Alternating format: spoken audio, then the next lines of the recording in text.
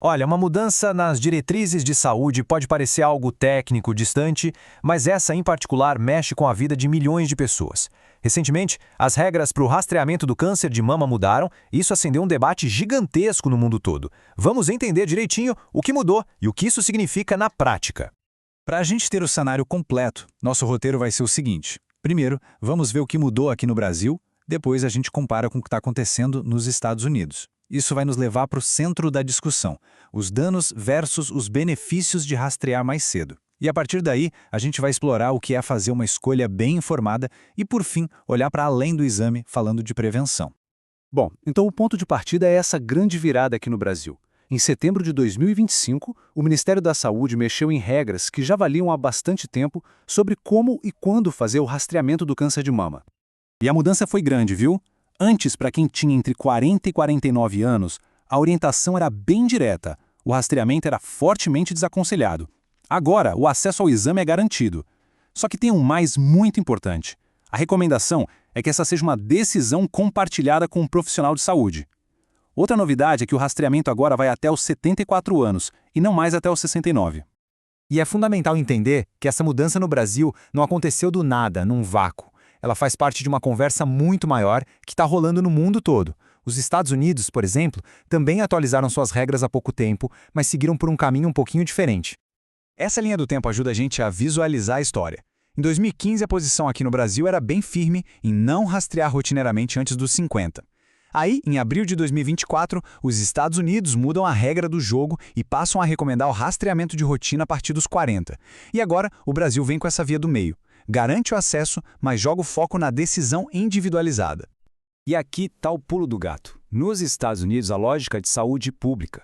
Se na média, a medida salva mais vidas na população como um todo, ela vira uma recomendação geral de rotina. Já a abordagem brasileira é mais cautelosa. Ela basicamente diz, olha, os riscos e os benefícios precisam ser colocados na balança e essa conta é diferente para cada pessoa.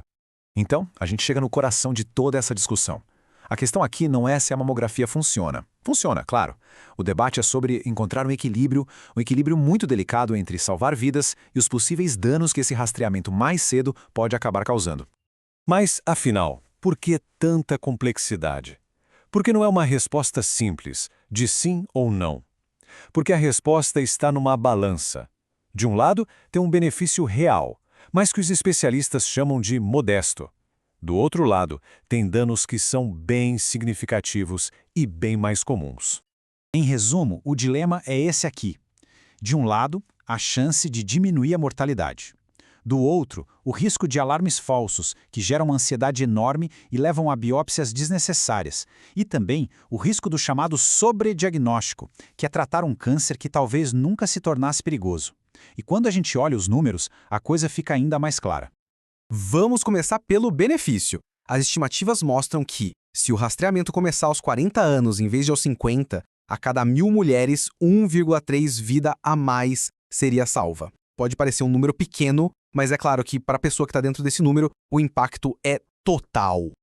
Agora vamos para o outro lado da balança. O primeiro grande dano começar aos 40 aumenta em 60% a chance de um resultado falso positivo. Isso significa muito mais gente sendo chamada para fazer mais exames, passando pelo estresse de uma biópsia, vivendo dias de angústia, para no final descobrir que não era nada. E o segundo dano, que é talvez o mais complexo, é o sobrediagnóstico. A estimativa é que, a cada 1.000 pessoas rastreadas a partir dos 40, cerca de 14 vão ser diagnosticadas com um câncer que, se não fosse pelo exame, talvez nunca chegasse a causar nenhum problema ou ameaçar a vida. E essa estatística do Serviço de Saúde do Reino Unido é muito forte, né? Ela resume bem o dilema. Para cada vida que é salva, outras 3 pessoas podem acabar passando por tratamentos bem pesados como cirurgia, quimioterapia, radioterapia, para um câncer que talvez nunca as prejudicasse. É por causa dessa matemática tão difícil que a decisão precisa ser muito, muito cuidadosa.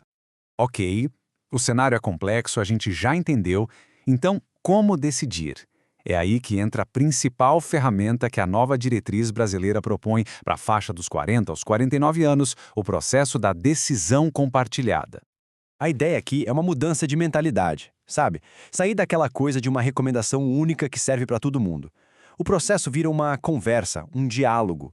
De um lado, o profissional de saúde traz a ciência, os números, os prós e os contras. Do outro lado, a pessoa traz seus valores, suas prioridades, sua tolerância ao risco. E juntos chegam na melhor decisão para aquele indivíduo.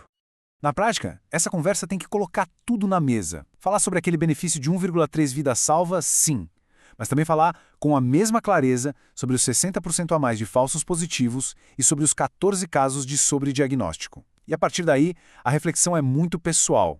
O que pesa mais para cada um? O que faz mais sentido, considerando os próprios valores? E agora, é fundamental a gente ampliar um pouco o foco, porque todo esse debate sobre quando começar a mamografia é super importante, mas a saúde da mama é muito mais do que só a detecção precoce.